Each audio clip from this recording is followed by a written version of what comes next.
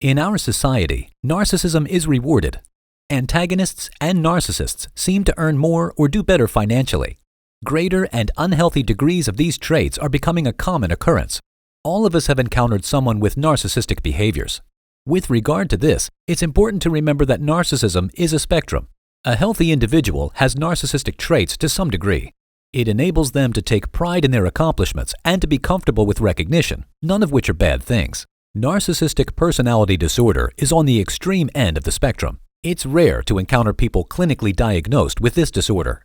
In fact, only 1 in 200 people have this personality disorder statistically. Hopefully, this definition helps you learn the difference between the disorder and regular narcissistic traits.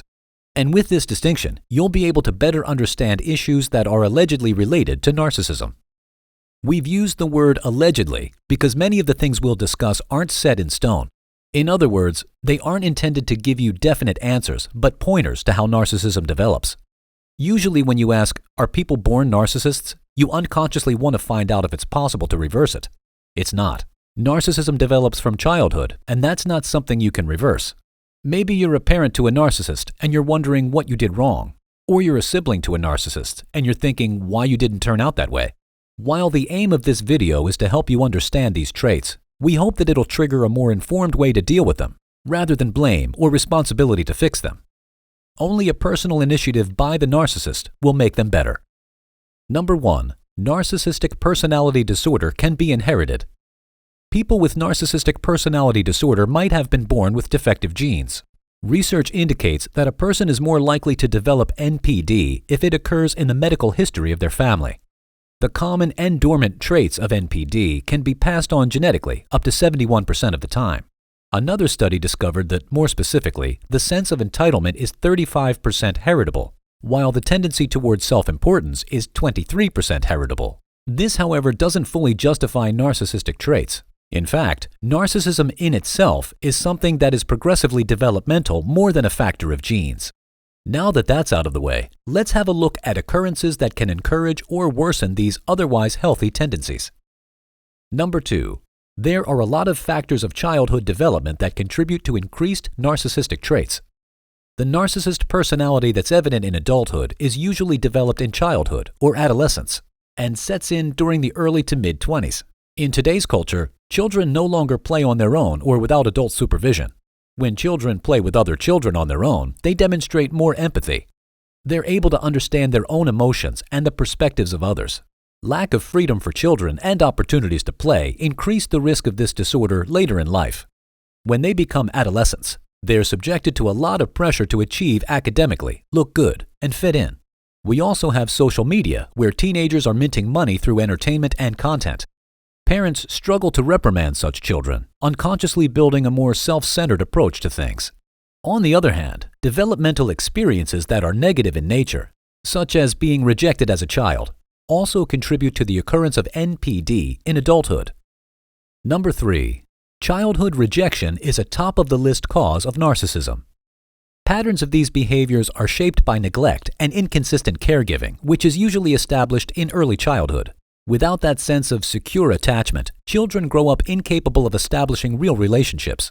Most of the time, we describe narcissists in a romantic relationship kind of setup. However, these people are siblings, their parents, their employers and bosses. Even in such capacities, narcissists struggle to have a deeply close relationship. With a history of neglect, it's not uncommon to develop a sense of self-importance. Feeling unwanted builds a pattern of getting what you want on your own, which results in a disregard for other people's needs. Some people who've gone through the same unwanted situation turn out totally different. Number 4. Narcissistic traits also develop as a result of a history of trauma. Traumatized people can build an identity around the bad things that happen to them.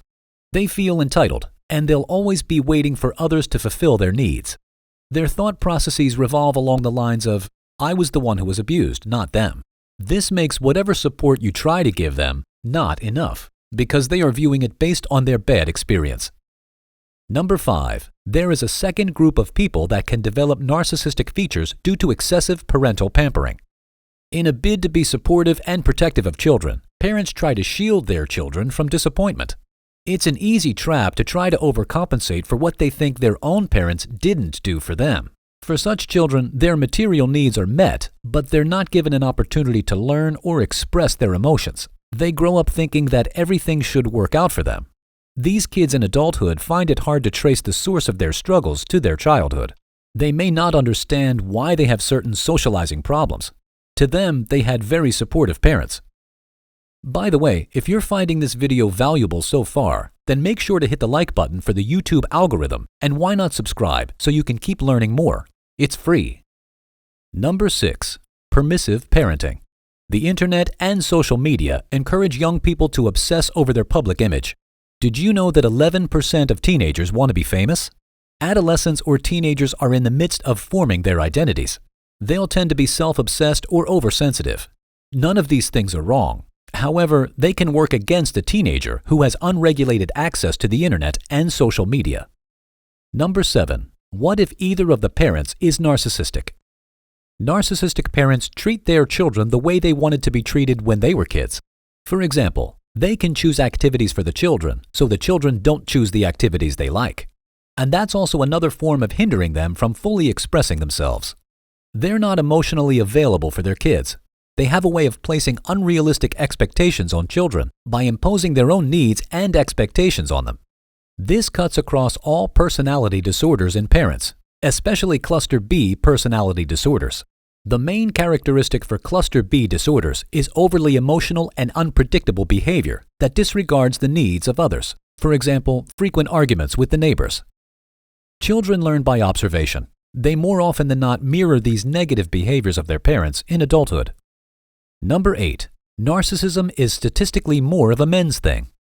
75% of the total population of narcissists are men. Why so? Men are socialized under extreme and restricting views of masculinity. Under such circumstances, they struggle to healthily express feelings of loss and rejection. They are taught to be tough and to win. They're our little soldiers, making them more vulnerable to narcissism. Number 9. Speaking of soldiers, there are certain organizational structures that encourage narcissistic traits. Hierarchical structures are home for the narcissist. They are naturally drawn to such professions because it validates their need for superiority and authority. A couple of professions fulfill this need, including the military, medicine, priesthood, politics, and sports. The actual disorder, as well as the traits, thrive in these environments. Number 10. It's not always about the sense of authority.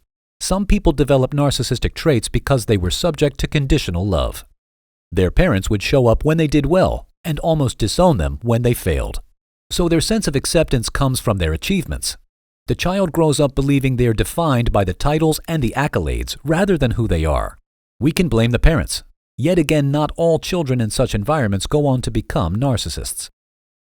And if you liked this video, then check out these related videos to see more. And make sure to like this video to let the algorithm know you'd like to see more videos like these.